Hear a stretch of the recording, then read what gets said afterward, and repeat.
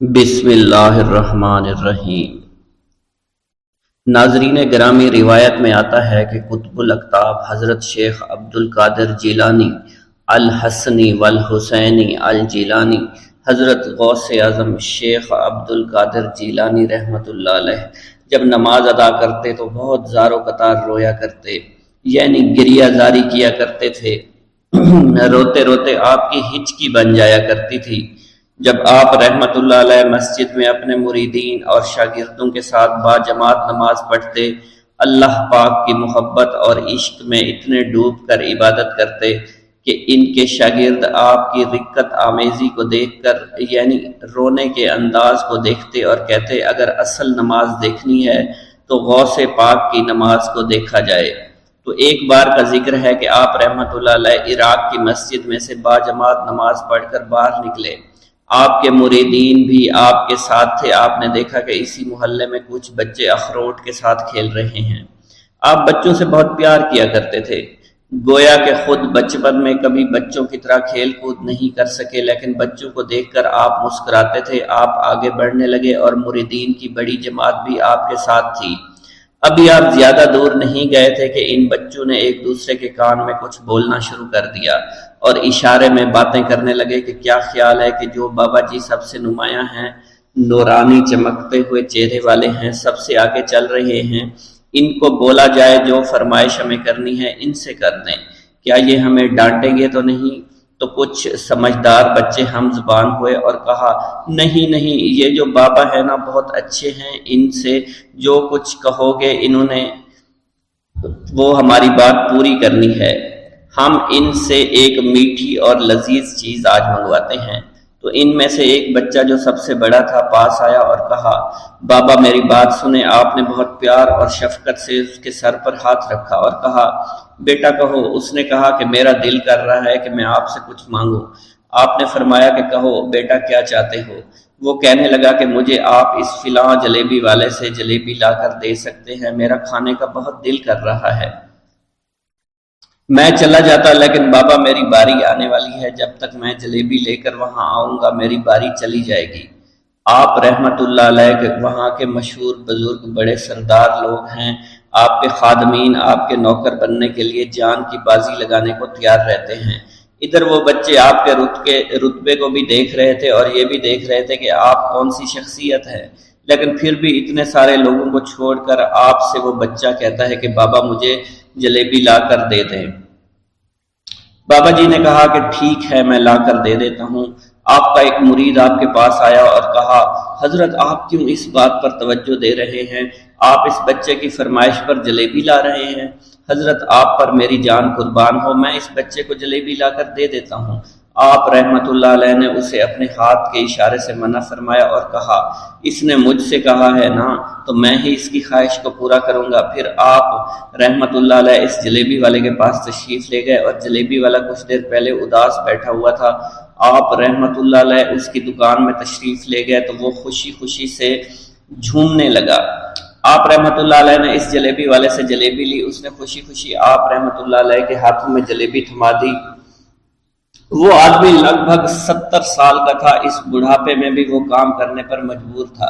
اس کی آنکھوں میں آپ رحمت اللہ علیہ کو دیکھ کر آنکھوں سے آنسو آ گئے۔ اس نے روتے ہوئے کہا اللہ کا لاکھ لاکھ شکر ہے، اس نے میری دعا سن لی۔ آپ نے میری دکان میں قدم رکھے تو کئی دنوں سے آپ کے انتظار میں یہاں بیٹھا ہوا تھا۔ میں جانتا تھا کہ آپ ضرور میری دکان پر تشریف لائیں گے۔ آپ رحمت اللہ علیہ نے فرمایا تمہیں کیسے پتا تھا کہ میں تمہاری دکان پر آؤں گا؟ وہ کہنے لگا کہ حضرت عرصہ ہوا ہے، کئی مہینوں سے میرا کاروبار نہیں چل رہا تھا، میرا کاروبار دن بدن ٹھپ ہوتا جا رہا تھا، فاقوں تک کی نوبت آ گئی تھی۔ مجھے اپنی فکر نہیں تھی لیکن اپنے چھوٹے چھوٹے بچوں کی تھی۔ اس بڑھاپے میں اللہ تعالیٰ نے اولاد تو دی لیکن ان کو پالنے کا کوئی بندوبست نہیں ہو رہا تھا۔ میں نے اپنی اس پریشانی کا ذکر کسی سے کیا تو اس نے کہا کہ عراق کے ایک شہر میں چلے جاؤ، وہاں پر کوئی ایک فقیر ہے، اس سے دعا کراؤ، وہ جس کے لیے دعا کرتے ہیں اس کا کام بن جاتا ہے۔ میں اتنا پریشان تھا کہ اس آدمی کے کہنے پر اس فقیر سے ملنے چلا گیا۔ اس کی تلاش کر کے میں نے اس سے کہا تم میرے لیے دعا کرو تاکہ میرے کاروبار میں ترقی ہو جائے اور میرے رزق میں برکت ہو جائے۔ اور تنگ دستی دور ہو جائے تاکہ میں بیوی بچوں کا پیٹ پال سکوں۔ فقیر مجھے دیکھ کر کہنے لگا کہ تم پیران پیر غوث اعظم دستگیر رحمت اللہ علیہ کو نہیں جانتے؟ میں نے کہا میں نہیں جانتا۔ وہ کہنے لگا حیرت ہے کہ تمہیں یہ پتہ نہیں کہ تم ان کو جانتے ہی نہیں کہ ولیوں کے سردار ہیں۔ میں تو بہت چھوٹا سا فقیر ہوں، میری دعاؤں میں اتنا اثر نہیں کہ وہ غوث اعظم رحمت اللہ علیہ ہیں، جس کے لیے بھی دعا کریں اس کا بیڑا پار ہو جایا کرتا ہے، اور جب اس دور میں غوث پاک رحمت اللہ علیہ خود موجود ہے تو پھر ہمارا کیا مقام ہوگا ان کی دعا کے آگے؟ ہماری دعا کچھ بھی نہیں ہے۔ میں نے کہا اگر یہ بات ہے کہ آپ سے بڑا کوئی بزرگ ہے تو مجھے بتائیے کہ غوث پاک رحمت اللہ علیہ مجھے کہاں ملیں گے اور میں کہاں جاؤں ان سے ملنے کے لیے؟ وہ کہنے لگا کہ وہ جیلان میں ہیں، تم ادھر جاؤ، ہماری کیا جرت کہ آپ کے لیے دعا کریں۔ آپ رحمت اللہ علیہ جس کے لیے بھی دعا فرماتے ہیں اس کا بیڑا پار ہو جاتا ہے، اور اس کو کہیں بول جانے کی ضرورت نہیں ہوتی۔ حضور جب اس فقیر نے مجھے یہ بات کہی تو فوراً جیلان شریف میں آ گیا، اور یہاں پر میں نے آپ کی تلاش شروع کی۔ آج دیکھیے آپ خود بخود میری دکان پر تشریف لائے ہیں، اب دیکھیے کہ آپ کے آنے سے کیسا نور میری دکان میں آ گیا ہے۔ حضور میرے حق میں دعا فرما دیجئے، اللہ پاک میری زندگی کو آسانیاں عطا فرمائے، مجھے اپنی بیوی اور بچوں کی بہت فکر ہے۔ آپ رحمت اللہ علیہ نے فرمایا پریشان ہونے کی ضرورت نہیں، اللہ تعالیٰ سب معاملات ٹھیک فرما دے گا۔ یہ کہہ کر آپ تشریف لے گئے، اس بچے کے پاس آئے اور اس کے ہاتھ میں جلیبی تھما دی۔ ابھی وہاں سے جانے والے تھے، دوسرا بچہ آیا، اس نے کہا کہ بابا آپ نے اسے تو جلیبی لا کر دی ہے، مجھے بھی لا کر دیں۔ آپ نے اس سے بھی تسلی دی اور کہا میں تمہیں بھی جلیبی لا کر دے دیتا ہوں بیٹا۔ یہ دیکھ کر مریدین بہت غصہ ہونے لگے اور کہا کہ حضور ہم اس بچے کو جلیبی لا کر دے دیتے ہیں، آپ کیوں زحمت کرتے ہیں؟ لیکن آپ نے فرمایا نہیں، یہ بچے مجھ سے کہہ رہے ہیں نا، میں ان کا نہیں ٹال سکتا۔ حضور آپ بہت مصروف شخصیت ہے، کیوں ان چھوٹے بچوں کی باتیں سن رہے ہیں؟ آپ نے ہاتھ کے اشارے سے انہیں روکا اور فرمایا اللہ تعالیٰ نے ہمیں جس کام کے لیے چنا ہے بس وہ کام ہی ہم کر رہے ہیں، تم لوگ اللہ پاک کی حکمت کو نہیں سمجھ رہے۔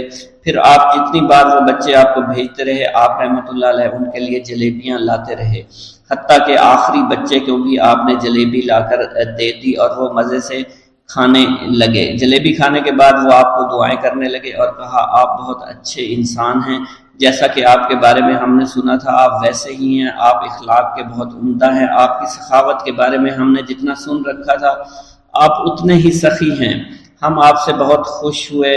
آپ رحمت اللہ علیہ مسکرائے، بچوں کی خوشی دیکھ کر آپ کو دلی اطمینان ملا۔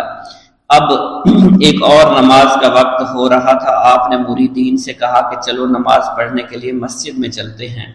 وہ سب مل کر مسجد میں چلے گئے اور اللہ کی عبادت میں مصروف ہو گئے۔ گلشن میں جا کے دیکھ، نہ صحرا میں جا کے دیکھ، کیا شان ہے ولی کی یہ قرآن میں جا کے دیکھ، چھٹ جائیں گی ابھی ابھی ظلمت کی آندھیاں، غوث الورا کا دل سے تو نعرہ لگا کے دیکھ، کھل جائے گی ابھی ابھی دل کی کلی کلی، ایک بار غوث پاک کا نغمہ سنا کے دیکھ، مل جائیں گے دونوں جہاں کی نعمتیں تجھے بھی، غوث الورا کو اپنا وسیلہ بنا کے دیکھ، ہو جائے گی تجھے بھی زیارت حضور کی، آنکھوں میں غوث پاک کا جلوہ بسا کے دیکھ، اور تجھ پہ بھی ہوگی غوث پاک کی نظر کرم ضرور، تجھ پہ بھی ہوگی غوث پاک کی نظر کرم ضرور، اس دل کو ذوالفقار تو شیدا بنا کے دیکھ۔ بسم اللہ الرحمن الرحیم۔ السلام علیکم۔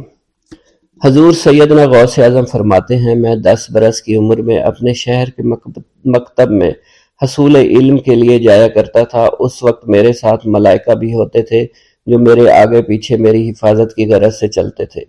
جب میں مدرسہ پہنچتا تھا تو وہ بار بار منادی کرتے تھے اللہ کے ولی کے لیے جگہ خالی کر دو، چنانچہ وہ میرے لیے جگہ خالی کر دیتے تھے۔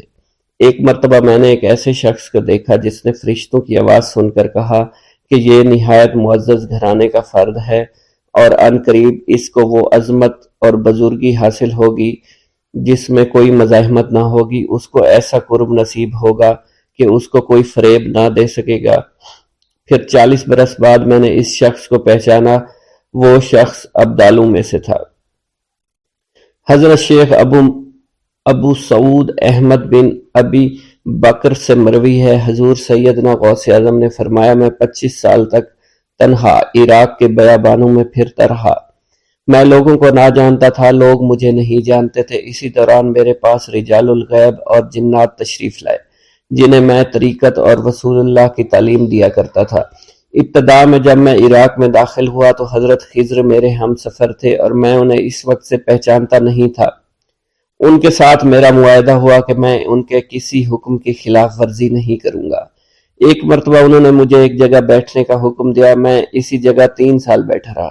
سال میں ایک مرتبہ حضرت خضر میرے پاس تشریف لاتے اور فرماتے، یہی تیرا مقام ہے جہاں تجھے پہنچایا گیا ہے۔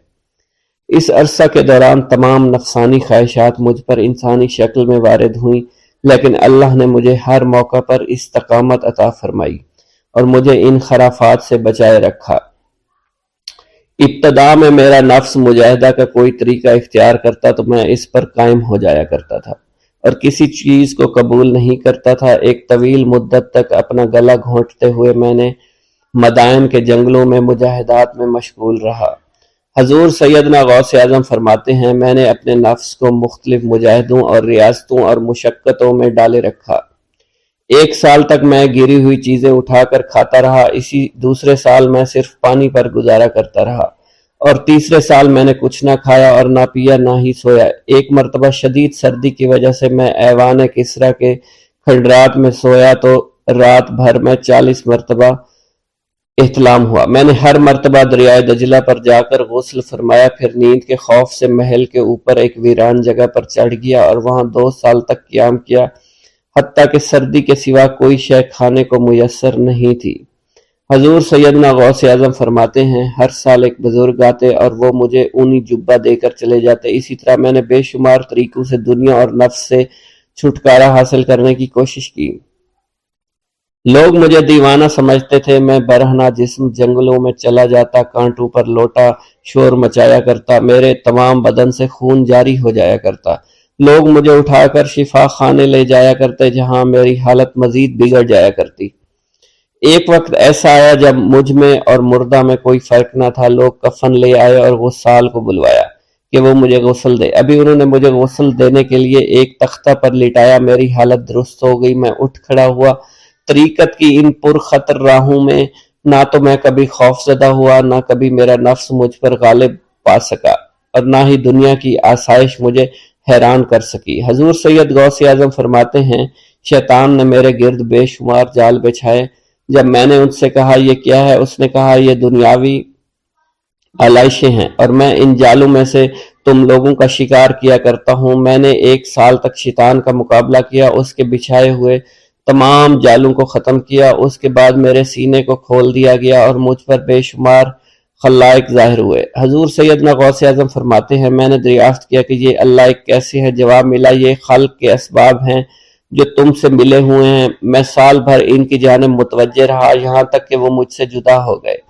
جب مجھ پر باطن ظاہر ہوا تو میں اپنے قلب کو بہت سے علائق سے ملوث پایا۔ میں نے دریافت کیا یہ علائق کیا ہیں؟ جواب ملا، یہ تمہارے ارادے، تمہارے اختیارات ہیں۔ چنانچہ 1 سال تک ان کی جانب متوجہ رہا، یہاں تک کہ وہ سب علائق مجھ سے دور ہو گئے اور میرا قلب ان غلاظتوں سے نجات پا گیا۔ حضور سیدنا غوث اعظم فرماتے ہیں، پھر میں نے توکل کے دروازے پر آیا، میرا مقصد پورا ہو، لیکن جب میں توکل کے دروازے پر پہنچا، بے شمار لوگ وہاں موجود تھے۔ میں ہجوم کو چیرتا بڑھا اور شکر کے دروازے پر پہنچ گیا، یہاں بھی لوگوں کا جمع غفیر موجود تھا، اسے بھی چیرتا آگے بڑھا اور مشاہدہ کے دروازے پر پہنچ گیا، یہاں پر موجود ہجوم کو بھی چیرتا ہوا اندر داخل ہوا، حتیٰ کہ سب سے آخر میں مجھے فقر کے دروازے پر لا دیا گیا۔ فقر کا دروازہ خالی تھا۔ جب میں اس دروازے میں داخل ہوا تو دیکھا جن جن چیزوں کو میں نے ترک کیا تھا وہ سب یہاں موجود تھی۔ یہاں مجھے ایک بہت بڑے روحانی خزانے کی فتوحات سے نوازا گیا، میرے لیے تمام دنیا کے خزانے کھول دیے گئے، مجھے روحانی عزت، دائمی غنا اور خالص آزادی عطا فرمائی گئی۔ میری تمام چیزیں جو میری ہستی اور میری صفات سب معدوم ہو گئی تھی، وہ میری ہستی کی جگہ کسی اور نے لے لی تھی۔ حضرت شیخ ابو سعید مخزومی نے حضور سیدنا غوث اعظم کو خرقہ خلافت سے نوازا اور فرمایا: اے عبد القادر، یہ وہ خرقہ ہے جو حضور نبی کریم صلی اللہ علیہ وسلم نے سیدنا علی المرتضیٰ کو عطا فرمایا۔ سیدنا علی المرتضیٰ نے یہ خرقہ خواجہ حسن بصری کو عطا فرمایا، جس سے ہوتا ہوا یہ مجھ تک پہنچا، اور یہ تمہاری امانت تھی جو میں نے تم تک پہنچا دی۔ حضور سیدنا غوث اعظم نے جب خرقہ مبارک کو زیب تن کیا تو آپ پر بے شمار انوار و تجلیات کی بارش ہونا شروع ہو گئی۔ دریائے دجلہ پر مصلی بچھانا۔ حضرت سہیل بن عبداللہ فرماتے ہیں، ایک مرتبہ حضور سیدنا غوث اعظم شیخ عبد القادر جیلانی رحمۃ اللہ علیہ عرصہ دراز تک اہل عراق کی نظروں سے اوجھل رہے۔ لوگوں نے آپ کی تلاش شروع کی تو معلوم ہوا کہ آپ کو دریائے دجلہ کی جانب جاتے ہوئے دیکھا گیا ہے۔ جب آپ کو تلاش کرتے ہوئے لوگ دریائے دجلہ کے کنارے پہنچے تو دیکھا آپ پانی پر چلتے ہوئے آ رہے ہیں۔ اسی دوران مچھلیاں بکثرت آپ کی خدمت میں حاضر ہو کر سلام عرض کر رہی ہیں۔ اسی دوران نماز ظہر کا وقت ہو گیا اور ایک سبز رنگ کا سونے و چاندی سے مزین مصلی نظر آیا، جو کہ تخت سلیمانی کی مانند تھا، اور وہ مصلی دریائے دجلہ کے اوپر معلق ہو گیا۔ جب وہ مصلی بچھ گیا تو بہت سے لوگ آئے اور اس مصلی کے برابر کھڑے ہو گئے۔ ان لوگوں کے چہروں سے بہادری اور شجاعت جھلک رہی تھی۔ سب لوگ جو آپ کی تلاش میں آئے تھے ان کی زبانیں گنگ ہو چکی تھی، ان کی آنکھوں سے آنسو جاری تھے۔ ایک پروقار شخصیت نے آگے بڑھ کر تکبیر پڑھی اور آپ نے نماز کی امامت فرمائی۔ ملک شام میں ایک ابدال کا وصال ہو گیا۔ حضور سیدنا غوث اعظم سرزمین عراق سے فوری روحانی طور پر وہاں تشریف لے گئے۔ اس ابدال کا جنازہ میں حضرت خضر علیہ السلام اور دیگر ابدال بھی تشریف لائے۔ نماز جنازہ کی ادائیگی کے بعد آپ نے حضرت خضر سے کہا کہ قسطنطنیہ میں فلاں کافر کو یہاں لاؤ۔ حضرت خضر علیہ السلام نے اس کو کافر کو فوراً پیش کر دیا۔ آپ نے اس کافر کو کلمہ پڑھا کر مسلمان کیا اور اس کی مونچھوں کو پست کروا دیا۔ آپ نے اپنی ایک ہی نظر سے اس کافر کو ابدال کے مقام پر فائز فرما دیا۔ آپ نے تمام ابدالوں کو مخاطب کرتے ہوئے فرمایا کہ میں اسے وصال پانے والے ابدال کے مقام پر تعینات کرتا ہوں، جس پر تمام ابدالوں نے اپنے سر تسلیم خم کر دیے۔ حضور سیدنا غوث اعظم شیخ عبد القادر جیلانی کو ایک مرتبہ رمضان المبارک کے دوران 70 مختلف لوگوں نے افطاری کی دعوت دی۔ آپ نے ہر ایک کی دعوت کو قبول فرما لیا۔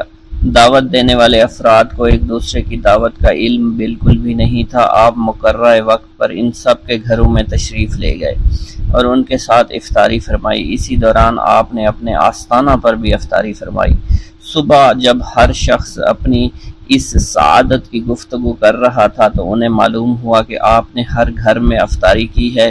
اسی دوران خدام آستانہ عالیہ پر بھی آ گئے اور کہنے لگے، آپ نے حسب معمول آستانہ عالیہ پر بھی کل ہی افطاری فرمائی تھی۔ جب آپ کی خدمت میں اس بات کو بیان کیا گیا تو آپ نے فرمایا کہ تمام لوگ اپنے قول میں سچے ہیں اور میں نے ہر ایک کی دعوت کو قبول کیا اور ہر ایک کے گھر کے ساتھ افطاری فرمائی۔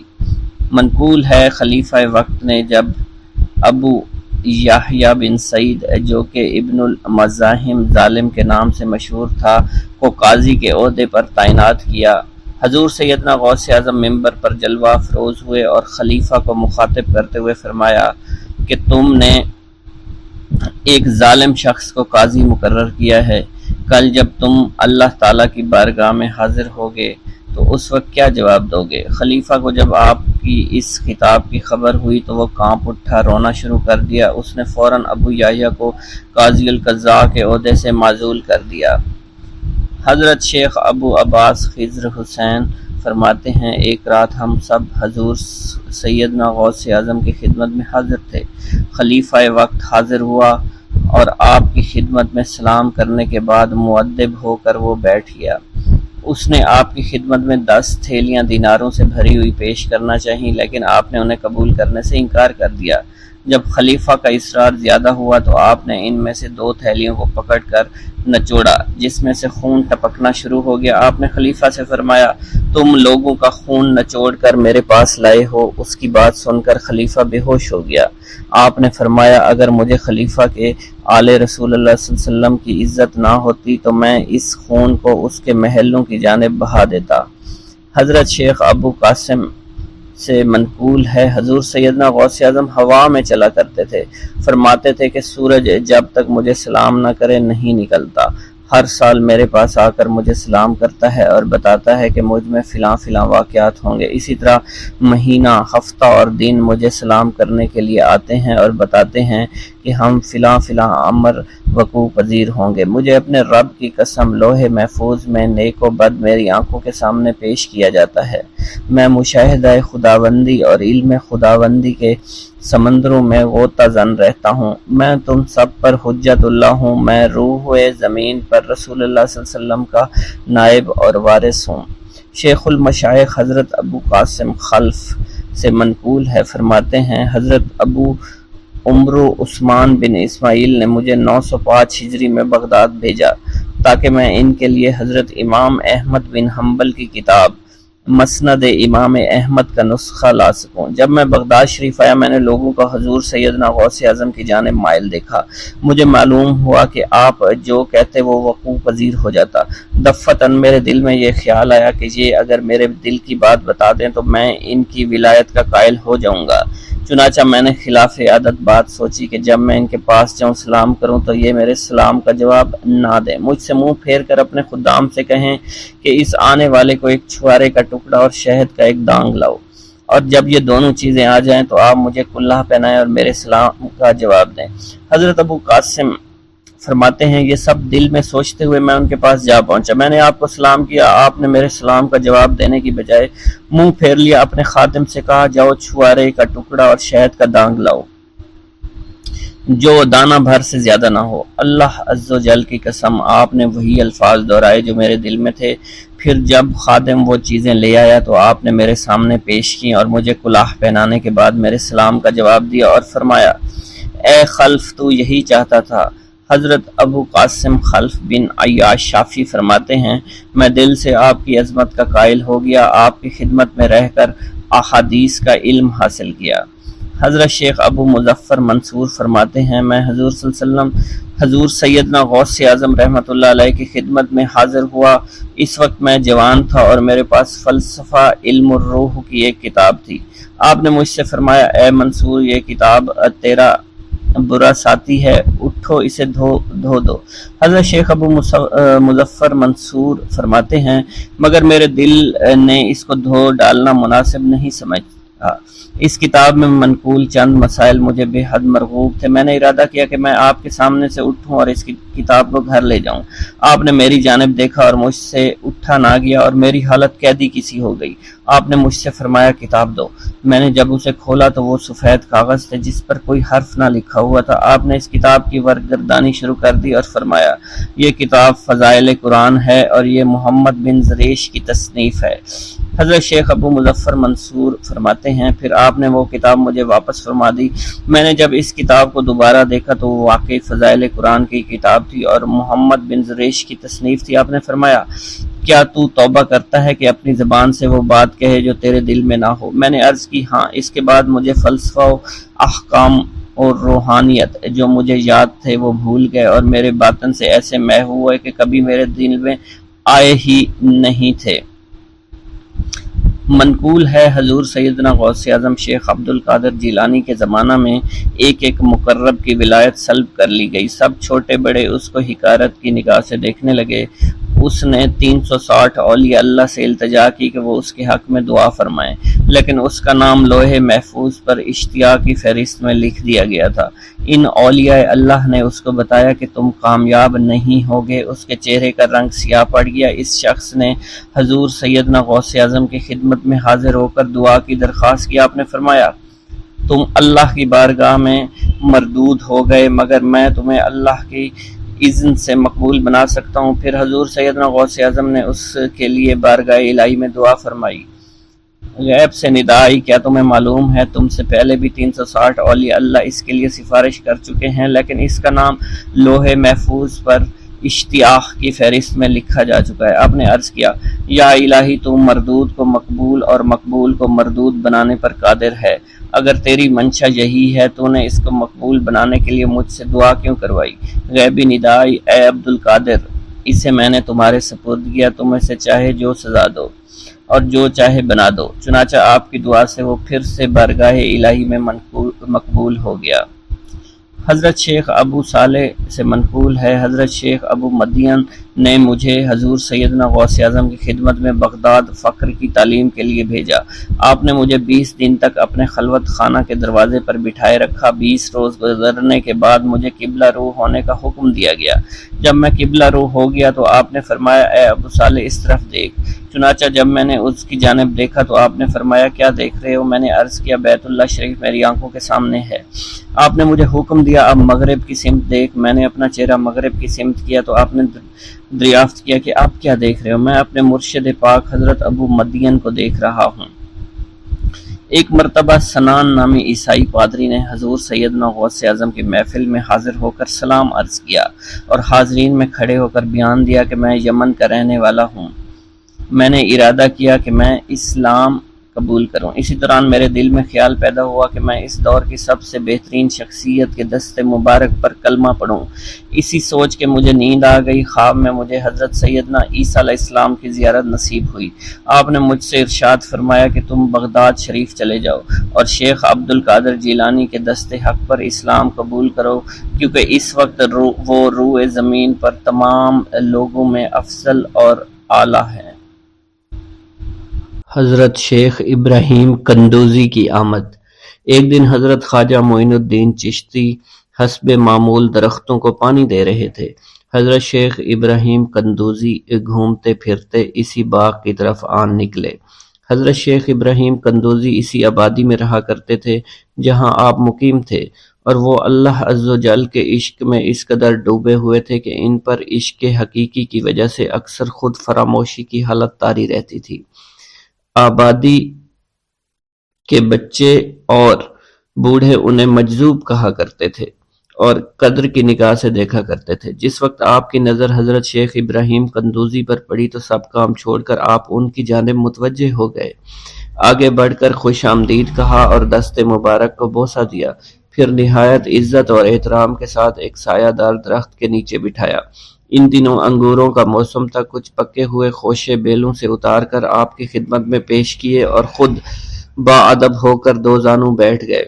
حضرت شیخ ابراہیم قندوزی کو حضرت خواجہ معین الدین چشتی کی مہمان نوازی کا انداز بہت پسند آیا۔ آپ کا یہ ادب بہت بھلا محسوس ہوا۔ حضرت شیخ ابراہیم قندوزی پہچان گئے کہ یہ بچہ نہایت ہونہار اور راہ حق کا متلاشی ہے۔ حضرت شیخ ابراہیم قندوزی نے اپنی جیب سے ایک کھلی کا ٹکڑا نکالا، دندان مبارک سے چبا کر خواجہ معین الدین چشتی کے دہنے مبارک میں ڈال دیا۔ وہ کھلی کا ٹکڑا شباب معرفت کا جام تھا جسے پیتے ہی آپ پر خودی کی کیفیت طاری ہو گئی اور نگاہوں سے تمام حجابات دور ہو گئے۔ آنکھوں میں نور ہی نور چھا گیا، تعینات کے حجابات سامنے سے اٹھ گئے، جوش حیرت قلب پر طاری ہو گیا، آنکھیں کھلی کی کھلی رہ گئیں۔ یہ نہیں کہا جا سکتا حضرت خواجہ معین الدین چشتی اس حالت فراموشی میں کب تک آئینہ حیرت بنے رہے۔ جب آپ کو ہوش آیا تو ساقی جام معرفت محفل سے اٹھ چکا تھا، دل قابو سے باہر ہو گیا، طبیعت پر جبر کر کے دامن صبر قرار تھام کر کے بیٹھ گئے۔ عشق میں صبر چونکہ انتہائی دشوار ہوتا ہے، لہٰذا حضرت خواجہ معین الدین چشتی کو بھی قرار نہ رہا، اور جو جلوہ آپ کو حضرت شیخ ابراہیم قندوزی دکھا چکے تھے، اس جلوہ کو دیکھنے کے بعد آپ خود پر ایک دیوانگی کی ایک کیفیت طاری ہو چکی تھی، اور دنیا اور دولت، دنیا سب حقیر اور بے وقعت دکھائی دینے لگی۔ آپ کے قلب میں عشق خداوندی جوش مارنے لگا اور قلب تمام دنیاوی آلائشوں سے پاک ہو گیا اور دنیا سے بے پرواہ ہو چکا تھا۔ جیسے جیسے وقت گزرتا گیا، حضرت خواجہ معین الدین چشتی کی دیوانگی اور وارفتگی بڑھتی چلی گئی۔ آپ نے حضرت شیخ ابراہیم قندوزی کے ہاتھوں جام معرفت پینے کے تیسرے دن ہی اپنی تمام املاک فروخت کر کے اس رقم کو راہ خدا میں خرچ کر دیا اور خود معمولی ساز راہ لیا اور اپنے وطن اور اپنے عزیز و اقارب اور رفقا کی محبت کو خیر باد کہہ کر چل دیے۔ محبوب حقیقی کے سچے عاشقوں کا یہ دستور رہا ہے کہ وہ قرب یار پانے کے لیے سب سے پہلے علوم ظاہری کا زینہ طے کیا کرتے ہیں، پھر عمل کی دشوار گزار منزلوں کو طے کر کے علوم باطنی سیکھتے ہیں، تب کہیں جا کر انہیں جلوہ محبوب دکھائی دیتا ہے۔ خواجہ معین الدین چشتی نے بھی اپنے مطلوب تک رسائی کے لیے یہی راستہ اختیار کیا۔ اس زمانہ میں ترکستان کی سرحد پر واقع سمرقند اور بخارا کے عظیم الشان دارالعلوم عالمگیر شہرت رکھتے تھے۔ مشرق و مغرب کے ہزاروں طلبہ ہر سال علم کی دولت سے مالا مال ہونے کے لیے ان دارالعلوم کا رخ کیا کرتے تھے۔ حضرت خواجہ معین الدین چشتی نے تحصیل علوم و فنون کے لیے سمرقند بخارا کا انتخاب کیا۔ بخارا پہنچ کر آپ علم حاصل کرنے میں مشغول ہو چکے تھے، اگرچہ حضرت خواجہ معین الدین چشتی کی صغیر سنی کی تعلیم کے متعلق کسی سوانح نگار نے قلم کو جنبش نہیں دی کہ والدین نے آپ کو گھر میں ابتدائی تعلیم دی تھی، مگر سادات خراسان کے مقتدر خاندانوں سے تعلق اور عارف و کامل صاحب فضل و کمال باپ کی گود میں پرورش پانے والے حضرت خواجہ معین الدین چشتی بھلا کیوں کر ان پڑھ رہ سکتے تھے۔ حالات و واقعات کے سیاق و سباق میں غور کرنے سے معلوم ہوتا ہے کہ آپ نے اگرچہ زیادہ تعلیم تو نہیں، کم از کم قرآن مجید کی تعلیم اور علوم مروجہ کی ابتدائی کتابیں ضرور پڑھی ہوں گی، اور یہ بات بھی بعد از قیاس نہیں کہ قرآن مجید کے کچھ سپارے بھی حفظ کیے ہوں۔ بہرحال بخارا پہنچنے سے پہلے آپ نوشت خواندند سے واقف ضرور تھے۔ حضرت خواجہ معین الدین چشتی بخارا کے تمام علماء فضلاء کے حلقہ درس میں شریک ہوئے۔ تذکروں اور سوانح عمری کے مطالعہ سے یہ پتہ نہیں چلتا ہے کہ آپ نے کن کن اساتذہ کے سامنے زانوئے تلمند طے کیا، مگر آپ کے اساتذہ میں حضرت مولانا حسام الدین بخاری خصوصیت کے ساتھ قابل ذکر ہیں، جنہوں نے آپ کو دستار فضیلت عطا فرمائی۔ حضرت مولانا حسام الدین بخاری کی دستگاہ سے آپ نے علوم ظاہری کی تکمیل فرمائی۔ 23 سے 24 برس کی عمر میں علوم ظاہری کی تکمیل کے بعد صفائی قلب اور تزکیہ نفس کا ضروری سامان حضرت خواجہ معین الدین چشتی کو باہم پہنچ گیا تھا، مگر قلب جس تسکین کا متلاشی تھا وہ نصیب نہ ہوئی، اور جس محبوب کو جی بھر کر دیکھنے کی آرزویں دل میں چوٹکیاں لے رہی تھی اس تک ابھی رسائی نہیں ہوئی تھی۔ عشق اور مشق چھپائے نہیں چھپتا، عشق کی آگ حضرت خواجہ معین الدین چشتی کے تن اور من کو جلا رہی تھی۔ تعلیم کی ہوا نے اس آگ کے شعلوں کو اور بھی تیز کر دیا، محبت کا ذوق بڑھ رہا تھا، عشق کے جذبات بھڑک رہے تھے۔ بالآخر جب بے قراری جنون کی حد کو پہنچی، آپ جانب عراق روانہ ہوئے۔ قصبہ سبحان پہنچ کر حضرت شیخ نجم الدین کبرا سے ملاقات ہوئی اور 15 دن آپ نے حضرت شیخ نجم الدین کبرا کے ہاں قیام فرمایا۔ سبحان سے روانہ ہو کر سنجان سے روانہ ہو کر حضرت خواجہ معین الدین چشتی بغداد شریف روانہ ہو گئے۔ ان دنوں حضور سیدنا غوث اعظم قصبہ جبل میں تشریف فرما تھے۔ یہ قصبہ کوہ جودی کے دامن میں آباد تھا، جہاں طوفان نوح کے وقت حضرت نوح کی کشتی آ کر رکی تھی۔ آپ حضور سیدنا غوث اعظم کی صحبت اور زیارت سے مشرف ہوئے۔ اس وقت آپ کی ابتدائی حالت تھی۔ حضور سیدنا غوث اعظم نے آپ کے حق میں دعائے خیر فرمائی۔ اس وقت آپ کی ابتدائی حالت تھی۔ حضور سیدنا غوث اعظم نے آپ کے حق میں دعا فرمائی۔ انہوں نے بشارت دی کہ آپ مقتدائے روزگار ہوں گے۔ خلق اللہ آپ سے فیض یاب ہو گئی۔ آپ نے حضور سیدنا غوث اعظم کے پاس کچھ عرصہ قیام کیا اور واپس تشریف لے گئے۔ بھوک اللہ کے خزانوں میں سے ایک خزانہ ہے۔ حضرت شیخ ابو محمد فرماتے ہیں، ایک روز میں حضور سیدنا غوث اعظم کی خدمت میں ایسی حالت میں حاضر ہوا کہ فاقہ سے تھا، اور میرے اہل و عیال بھی کئی دنوں سے بھوکے تھے۔ میں نے آپ کی خدمت میں سلام عرض کیا تو آپ نے میری دلی کیفیت کو بھانپتے ہوئے فرمایا، اے جونی، بھوک اللہ تعالیٰ کے خزانوں میں سے ایک خزانہ ہے، اور اللہ عز و جل جس کو دوست رکھتا ہے اس کو فاقہ کی نعمت عطا فرما دیا کرتا ہے۔ حضرت شیخ زین الدین فرماتے ہیں، ایک مرتبہ میں اور ایک میرا دوست حج کی ادائیگی کے بعد بغداد شریف آئے۔ بغداد شریف میں ہم کسی کو جانتے نہیں تھے اور ہمارے پاس صرف ایک قبضہ کمان تھی جسے فروخت کر کے ہم نے کچھ چاول خریدے اور انہیں پکایا۔ ہم ان چاولوں سے سیر نہ ہو سکے اور نہ ہی ہمیں کوئی لطف محسوس ہوا۔ بعد ازاں ہم حضور سیدنا غوث اعظم کی محفل میں حاضر ہوئے تو آپ کچھ کلام فرما رہے تھے۔ ہمیں دیکھتے ہی آپ نے اپنا کلام قطع کر لیا اور فرمانے لگے، حجاز مقدس سے کچھ مہمان آئے اور ان کے پاس قبضہ کمان کے سوا کچھ نہ تھا جسے انہوں نے فروخت کر کے چاول خریدے اور انہیں پکا کر کھایا، لیکن نہ ہی وہ سیر ہوئے اور نہ ہی لطف اندوز۔ حضرت شیخ زین الدین ابو الحسن علی بن ابو طاہر ابراہیم انصاری فرماتے ہیں، ہم نے جب حضور سیدنا غوث اعظم کا یہ کلام سنا تو ہم نہایت حیران ہوئے۔ محفل کے اختتام پر آپ نے دسترخوان بچھوایا۔ میں نے آہستگی سے اپنے دوست سے اس کی پسندیدہ چیز کے متعلق پوچھا تو اس نے کہا، حلوہ کھانا چاہتا ہے، اور میرے دل میں اس وقت شہد کی خواہش پیدا ہوئی۔ ابھی یہ سب کچھ ہمارے دلوں میں ہی تھا کہ حضور سیدنا غوث اعظم نے اپنے خادمین کو حکم دیا، جاؤ حلوہ شہد لے آؤ۔ خادمین نے حکم کی، تعمیل کی اور حلوہ اور شہد ہمارے سامنے لا کر رکھ دیا۔ آپ کا اس طرح ہمارے دلوں کی بات پر مطلع ہونے سے ہم حیران رہ گئے۔ حضرت ابو حفص عمر بن صالح بغدادی ایک مرتبہ اپنی اونٹنی کو ہانکتے ہوئے حضور سیدنا غوث اعظم کی خدمت میں حاضر ہوئے۔ عرض کرنے لگے، حضور، میں حج کے لیے بیت اللہ شریف جانا چاہتا ہوں، مگر میری یہ اونٹنی میرا ساتھ دینے کے قابل نہیں ہے اور فی الحال میرے پاس کوئی دوسری سواری بھی نہیں ہے۔ آپ نے اس اونٹنی کی پشت پر ہاتھ پھیرا۔ اس کے بعد حضرت ابو حفص عمر بن صالح بغدادی نے اس اونٹنی کو ایڑی لگائی تو وہ اونٹنی بیت اللہ شریف تک بھاگتی ہی چلی گئی اور کوئی دوسری سواری اس کے قریب نہیں پہنچ سکی۔ حضرت ابو حامد فرماتے ہیں، میں ایک مرتبہ بغداد شریف میں حضور سیدنا غوث اعظم کی خدمت میں حاضر ہوا اور اپنا مصلی آپ کے نزدیک بچھا کر بیٹھ گیا۔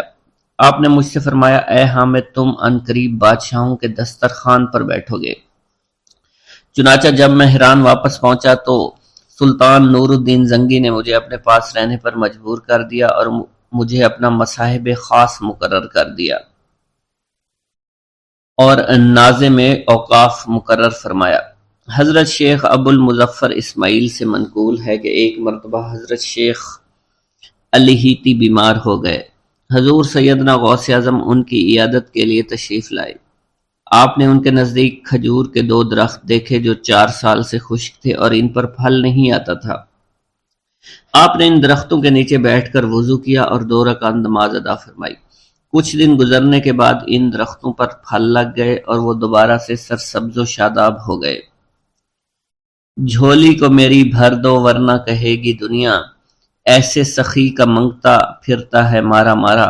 مولانا عبد الرحمن جامی فرماتے ہیں، حضور سیدنا غوث اعظم کا ایک مرید آپ کے ہمراہ مسجد کی جانب جا رہا تھا۔ جمعہ کا دن تھا۔ اس دن کسی بھی شخص نے آپ کو دیکھ کر نہ سلام کیا نہ ہی کچھ توجہ فرمائی۔ اس مرید کے دل میں خیال آیا کہ پہلے تو آپ جمعہ کی نماز کی ادائیگی کے لیے بڑی مشکل سے لوگوں کے ہجوم میں سے ہوتے ہوئے مسجد کی جانب تشریف لے جایا کرتے تھے، اور آج کوئی شخص بھی آپ کو سلام نہیں کر رہا ہے اور نہ آپ کے نزدیک آ رہا ہے۔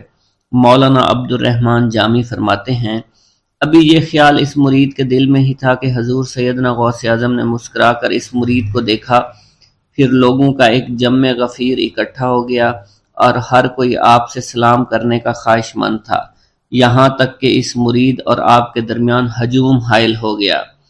اس مرید کے دل میں یہ خیال آیا کہ یہ پہلا حال اچھا تھا جب میں اور آپ تنہا تھے، مولانا عبد الرحمن جامی فرماتے ہیں حضور سیدنا غوث اعظم شیخ عبد القادر جیلانی نے ایک مرتبہ پھر اس مرید کی دلی کیفیت کو بھانپتے ہوئے فرمایا، تمہیں معلوم نہیں لوگوں کے دل میری مٹھی میں ہیں، میں انہیں چاہوں تو پھیر دوں، چاہوں تو اپنی جانب متوجہ کر لوں۔ ایک مرتبہ ایک عورت حضور سیدنا غوث اعظم کی خدمت میں بیٹے کو لے کر حاضر ہوئی، عرض کیا میرے اس بیٹے کو آپ سے دلی لگاؤ ہے، آپ اسے اپنی غلامی میں قبول فرما لیں، میں اللہ عز و جل اور آپ کی خاطر اپنے بیٹے پر اپنے حق کو معاف کرتی ہوں۔ آپ نے اس لڑکے کو قبول فرما لیا۔ چند روز بعد وہ عورت اپنے بیٹے سے ملنے کے لیے آئی تو وہ لڑکا آپ کے حکم سے مجاہدات میں مشغول تھا اور بے حد کمزور اور لاغر ہو چکا تھا۔ اس عورت نے جب آپ کو دیکھا تو آپ اس وقت مرغی کا گوشت کھا رہے تھے، آپ کے سامنے ہڈیاں پڑی ہوئی تھی۔ اس عورت نے آپ سے کہا کہ آپ خود تو مرغی کھاتے ہیں جبکہ میرا بیٹا سخت مجاہدات میں مشغول ہے۔ آپ نے اس عورت کی بات سننے کے بعد ہڈیوں کی جانب اشارہ کیا اور حکم دیا، اللہ عز و جل کے حکم سے زندہ ہو جاؤ۔ آپ کا یہ فرمانا تھا کہ ان ہڈیوں سے ایک سالم مرغی زندہ کھڑی ہو گئی۔ آپ نے فرمایا کہ جب تیرا بیٹا اس منزل پر پہنچ جائے گا تو پھر جو چاہے گا کھائے گا۔ منقول ہے ایک مرتبہ حضور سیدنا غوث اعظم کو اللہ عز و جل کی جانب سے حکم ہوا کہ 700 مردوں اور 700 عورتوں کو واصل باللہ کریں۔ آپ نے اللہ کے اس فرمان کے مطابق مجمع عام میں نظر دوڑائی تو مجمع میں سے 700 مرد اور 700 عورتیں علیحدہ ہو گئیں۔ آپ نے ان پر نگاہ ولایت ڈالی تو وہ سب واصل اللہ ہو گئے۔ حضور سیدنا غوث اعظم مدینہ منورہ میں حضور نبی کریم کے روضہ مبارک پر حاضری دینے کے بعد باپیادہ بغداد شریف واپس تشریف لا رہے تھے۔ راستے میں ایک چور جو کہ ناکہ لگا کر کسی مسافر کا انتظار کر رہا تھا، اس نے آپ کو قریب آنے پر روک لیا۔ آپ نے اس چور سے دریافت کیا تم کون ہو؟ اس نے کہا دیہاتی ہوں۔ آپ کو بذریعہ کشف اس کی بدنیتی کی خبر ہو چکی تھی۔ اسی دوران اس چور کے دل میں خیال پیدا ہوا کہ یہ غوث اعظم ہوں گے۔ آپ نے اس کے دل کی بات کو بھانپتے ہوئے فرمایا کہ میں عبد القادر ہوں۔ چور نے جب آپ کی بات سنی فوراً قدموں میں گر پڑا اور معافی کا خواستگار ہوا۔ آپ کو اس کی حالت پر ترس آ گیا۔ آپ نے اللہ عز و جل کے حضور اس کے لیے دعا فرمائی تو ندائے غیبی سنائی دی، اے غوث اس چور کو سیدھے راستہ دکھاتے ہوئے قطب بنا دو۔ آپ نے اس چور کی جانب نگاہ دوڑائی تو آپ کے فیض روحانی سے قطب کے درجے پر وہ فائز ہو گیا۔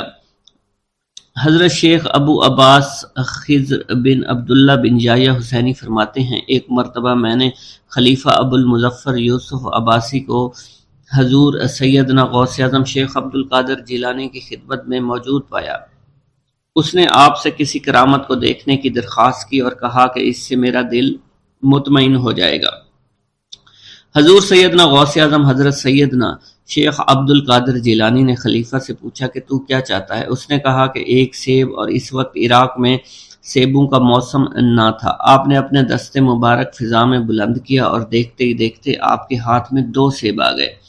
آپ نے ایک سیب ابو المظفر کو دیا اور دوسرا خود رکھ لیا۔ ابو المظفر نے جب اپنا سیب چیرا تو اس میں سے کیڑا نکل آیا۔ اس نے جب اپنا سیب چیرا تو یہ اندر سے سفید تھا، اس میں سے کستوری کی خوشبو آ رہی تھی۔ ابو المظفر نے وجہ دریافت کی تو آپ نے فرمایا اس سیب میں سے کیڑا اس وجہ سے نکلا کیونکہ اس سیب کو ظالم کا ہاتھ لگا ہوا تھا۔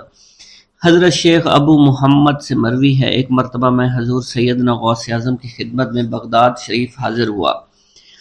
کچھ دنوں تک آپ کے ہاں قیام پذیر رہا اور روحانی فیوز و برکات سے مالا مال ہوا۔ بعد ازاں جب میں واپس اپنے ملک مصر روانہ ہونا لگا تو آپ نے مجھ سے فرمایا کہ کبھی کسی سے کوئی چیز مت مانگنا۔ پھر آپ نے اپنی انگشت شہادت میرے منہ میں ڈالی اور فرمایا کہ اسے اچھی طرح چوسو۔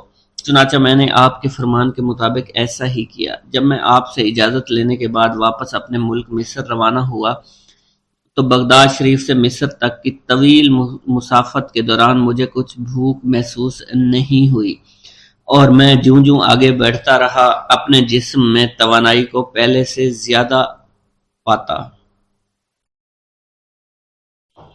بسم اللہ الرحمن الرحیم۔ حضور سیدنا غوث اعظم کی پرورش نہایت ہی بابرکت ماحول میں ہوئی۔ آپ نے ابتدا میں گوشہ نشینی اختیار کی اور خود کو دنیاوی غلاظتوں سے پاک رکھا۔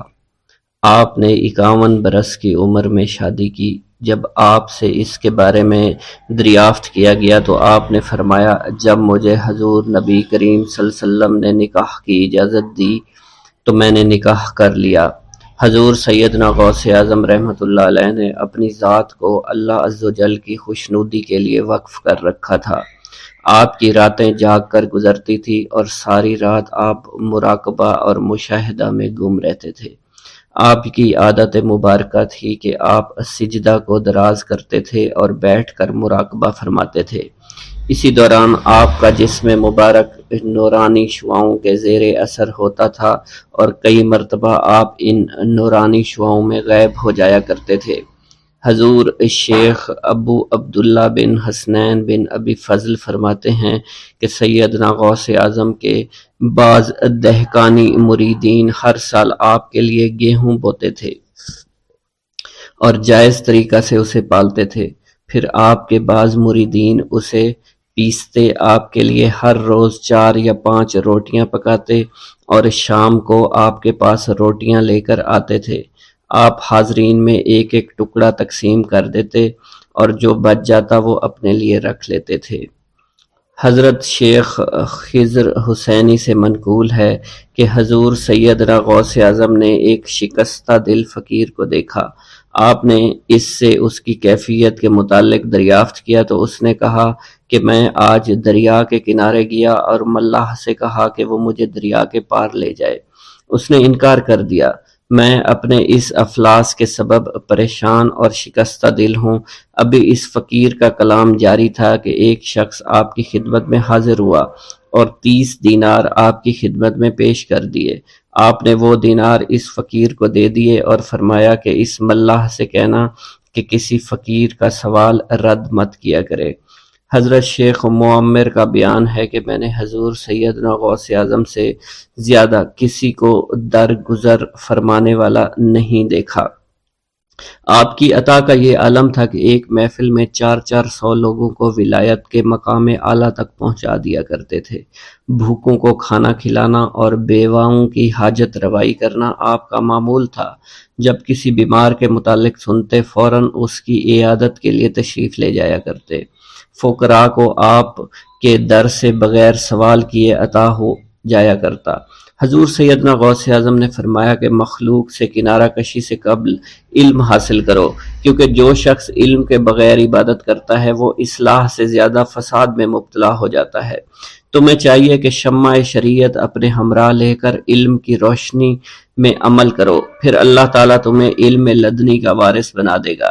جس سے تم ناواقف ہو، تمہیں چاہیے کہ تمام اسباب و ذرائع سے تعلق منقطع کر کے رشتہ داروں اور احباب سے جدائی اختیار کر لو، تاکہ تم اپنے زہد کی وجہ سے اپنے قوت باطنی اور اپنے حسن ادب کا مشاہدہ کر سکو۔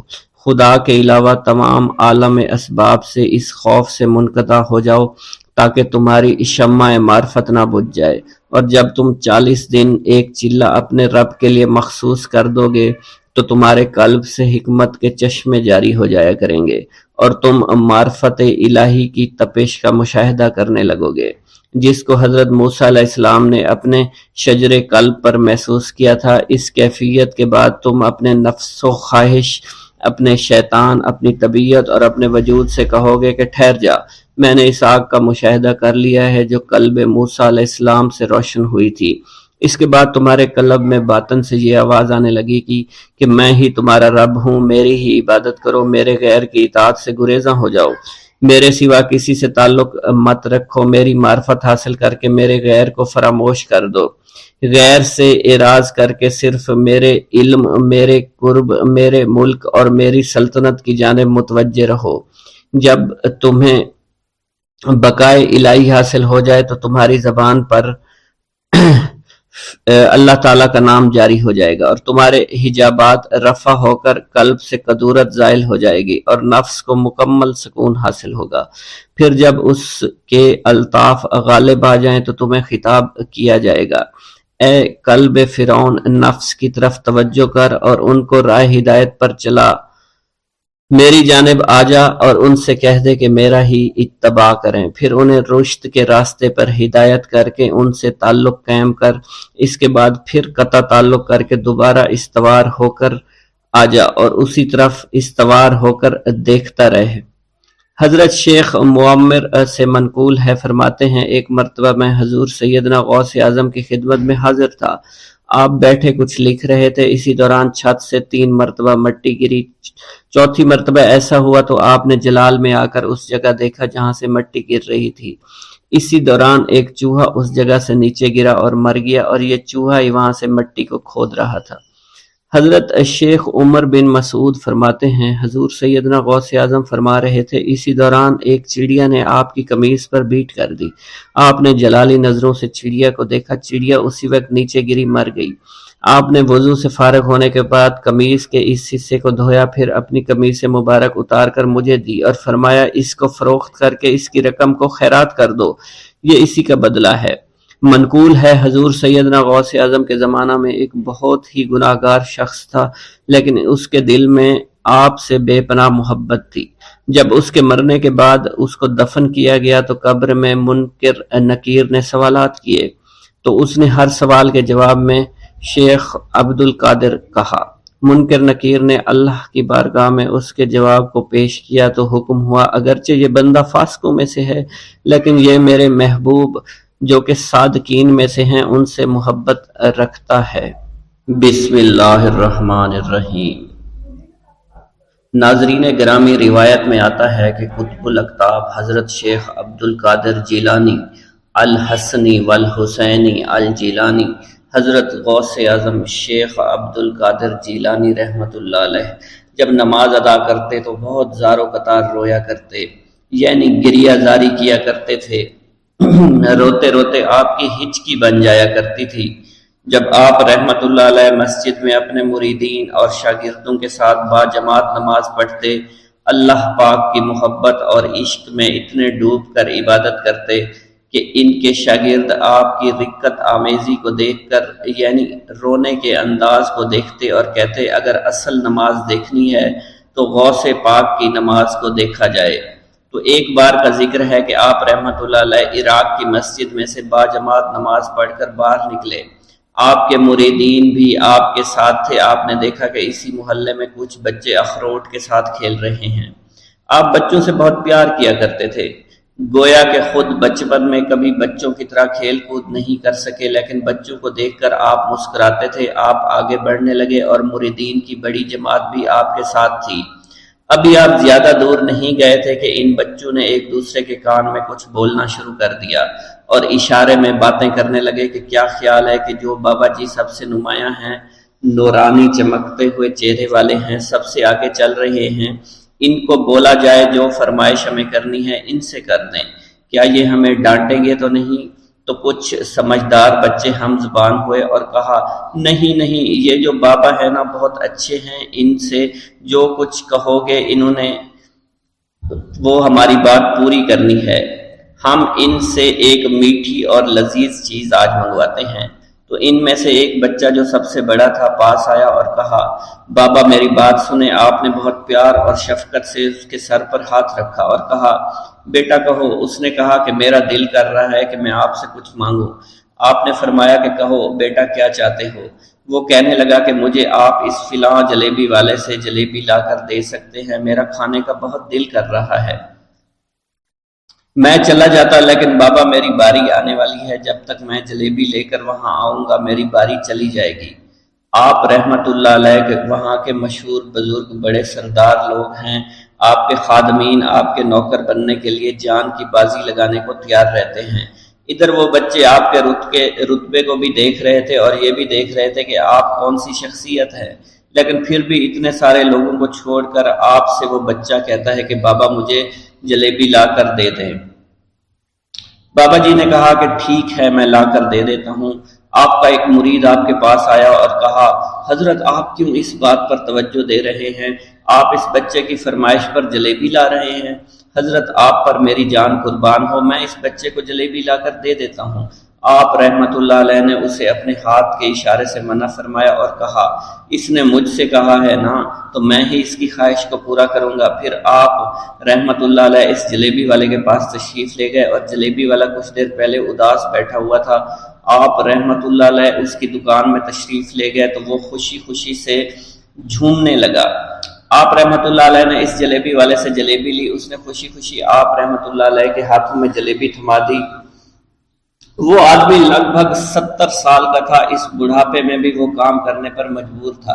اس کی آنکھوں میں آپ رحمۃ اللہ علیہ کو دیکھ کر آنکھوں سے آنسو آ گئے۔ اس نے روتے ہوئے کہا اللہ کا لاکھ لاکھ شکر ہے، اس نے میری دعا سن لی۔ آپ نے میری دکان میں قدم رکھے تو کئی دنوں سے آپ کے انتظار میں یہاں بیٹھا ہوا تھا۔